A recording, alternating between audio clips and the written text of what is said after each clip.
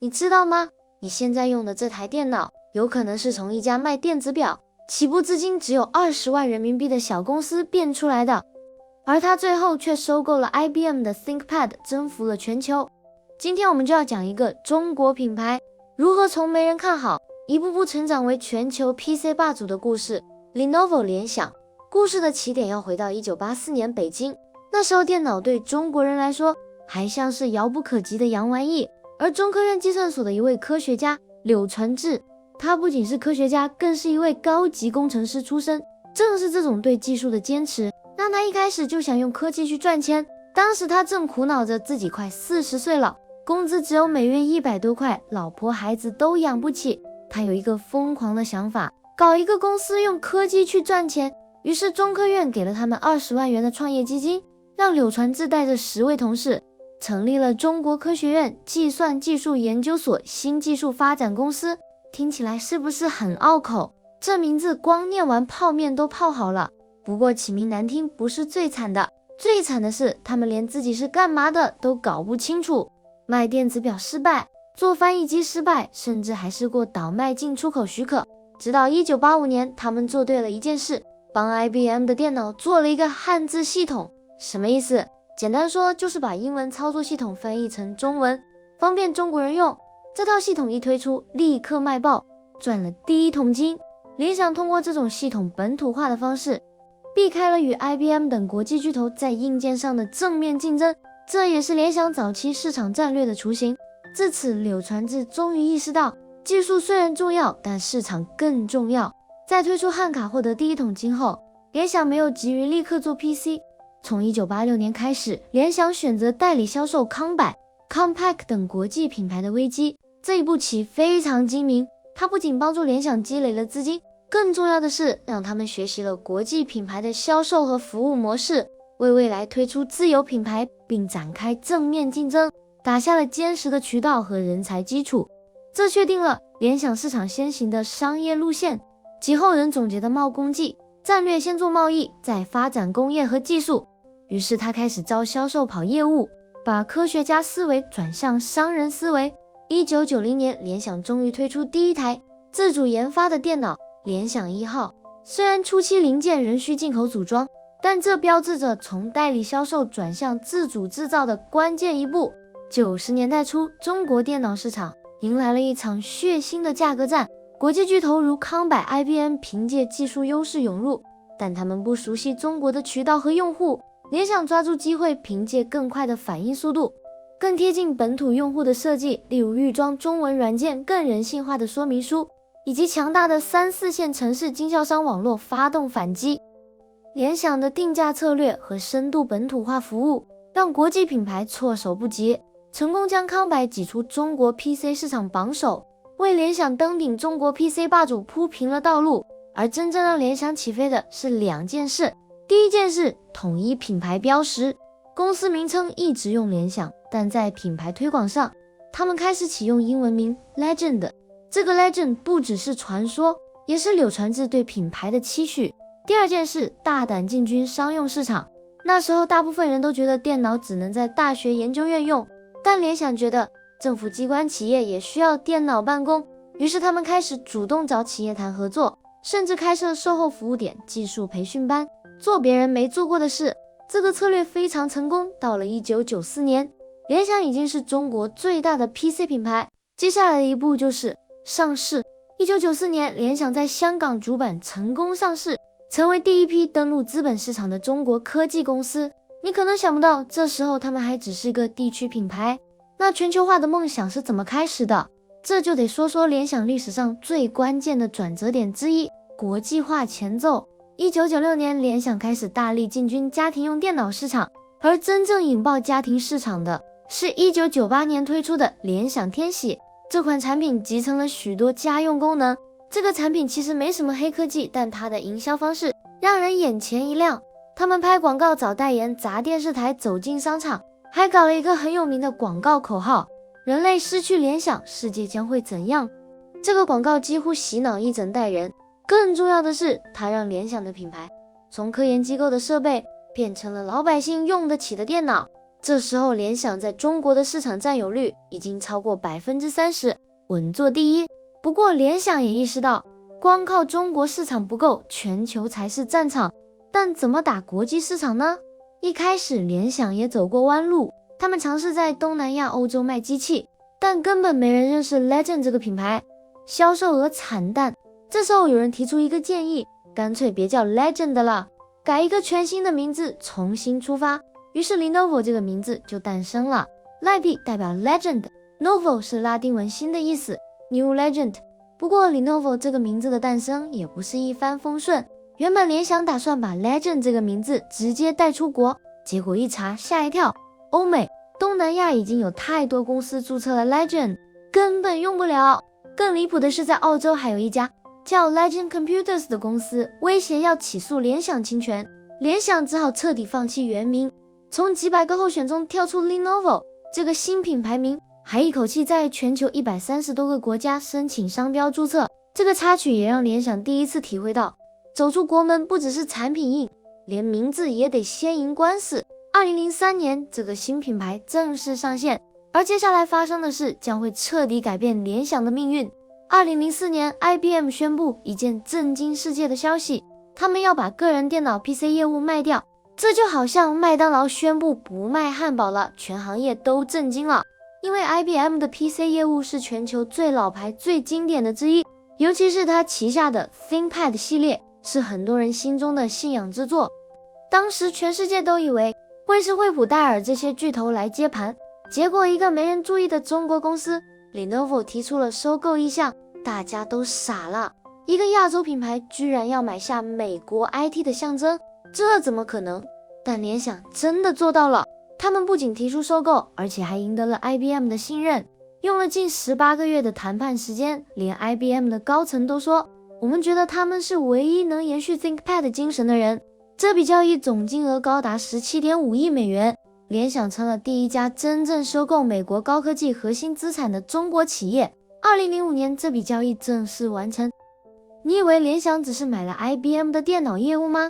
其实这笔交易的核心还有一个关键资产，品牌与技术授权。IBM 不仅把 ThinkPad 卖给联想，还同意在5年内允许联想继续使用 IBM 品牌，让全球消费者对转型无感。同时，联想还获得了 IBM 一大批专利授权，包括电源管理、BIOS 安全芯片散热技术。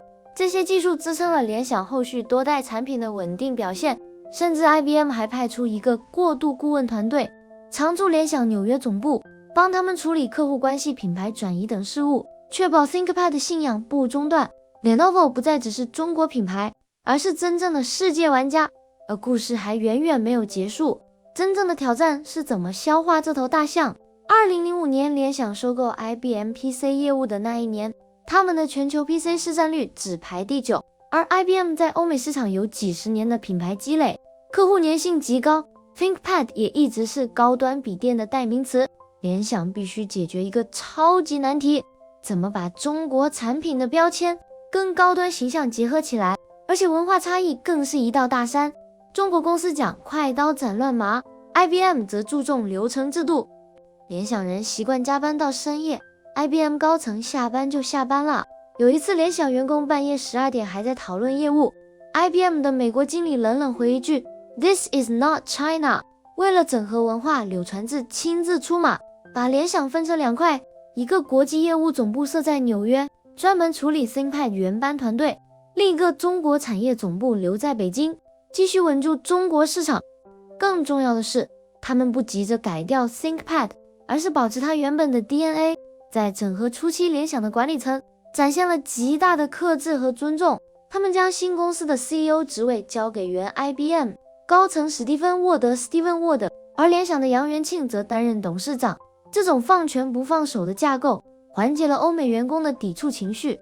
此外，联想还巧妙地处理了薪酬差异，对美国团队保持高薪，同时引入以业绩为核心的激励机制。这种融合东方速度和西方流程的混合模式，确保了老团队的稳定，并激发了新的效率，最终让整合走向成功。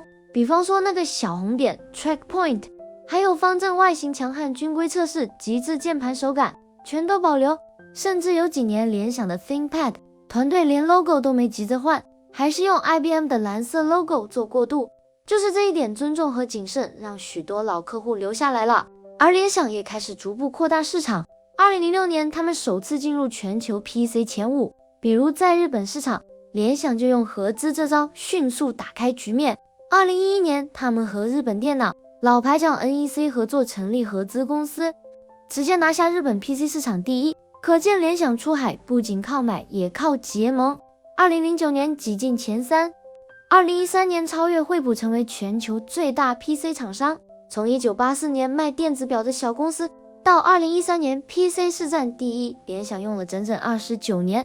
但这并不是故事的终点，因为世界变了。2010年之后 ，PC 市场开始进入瓶颈期，越来越多的人不再买电脑，而是选择用手机、平板来处理日常任务。移动互联网时代正式来临，这时候联想意识到，光靠 PC 不够了，得进军手机。但问题来了，手机市场已经有苹果、三星、HTC、小米，全都在狂飙，联想必须快速卡位。于是他们干脆用以前的老招收购。2014年，联想宣布用29.1亿美元收购了摩托罗拉移动，就是那个出过 Razer 刀锋机、被 Google 收购又卖掉的品牌。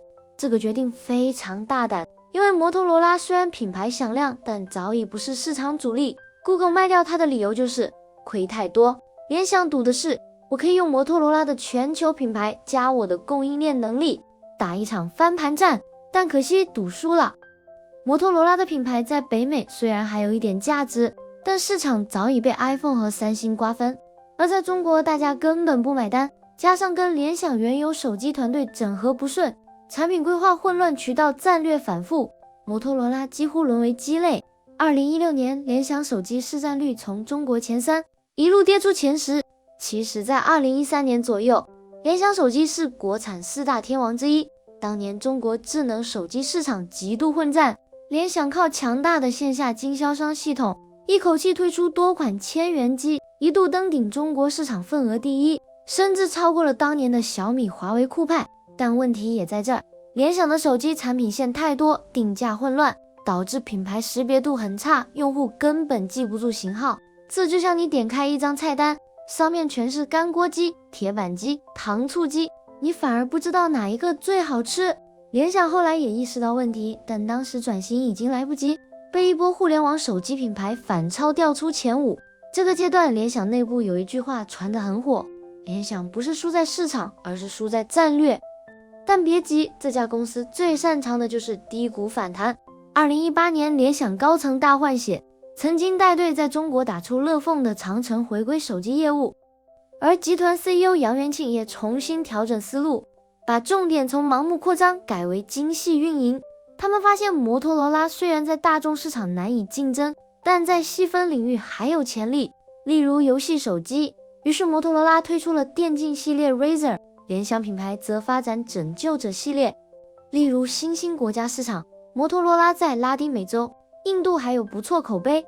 再例如折叠手机，摩托罗拉推出了全球第1款垂直翻盖的折叠机，重新勾起老用户的情怀。而这时候联想的 PC 业务依然稳定， ThinkPad Yoga Legend 拯救者系列持续拿下企业创作者、游戏玩家等不同市场。很多人只知道联想有 ThinkPad， 但其实联想在 PC 市场上用了一个非常聪明的双品牌战略。 Think 系列主打商用用户形象稳重专业，而 Legend 拯救者则瞄准年轻玩家，走电竞潮流路线。这2个系列几乎覆盖了整个市场，从办公室白领到大学电竞咖全包了。而且他们在研发上还分开独立， ThinkPad 坚持经典设计加安全性，拯救者则不断玩高刷屏炫彩灯、液晶散热，这种精准分割用户的策略，也是联想能持续霸榜 PC 市场的关键原因之一。尤其在高端商用笔电上，联想牢牢守住 ThinkPad 的信仰地位。到2020年，联想已经连续7年稳坐全球 PC 销量第1。但时间来到2023年，一个新的风口又来了， AI PC。 简单说就是那件 AI 功能的个人电脑，不是你装个 ChatGPT 网页版就叫 AI PC， 而是从硬件芯片系统优化内存调度电源效率，全都重新设计为 AI 算力量身打造。联想第一时间就跟上了这个趋势。2024年，他们在 CES 消费电子展上推出了第一代 AI 笔电，还发布了一个口号 AI for all， 人人都能用 AI。这不只是口号，更是他们的转型方向。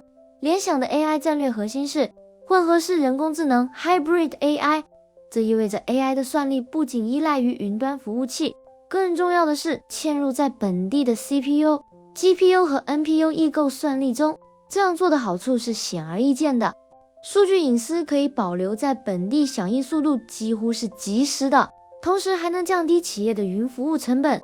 联想推出的内置个人智能体，如联想小天，通过学习用户的本地数据，让 AI PC 真正成为一个高度个性化的私人助理。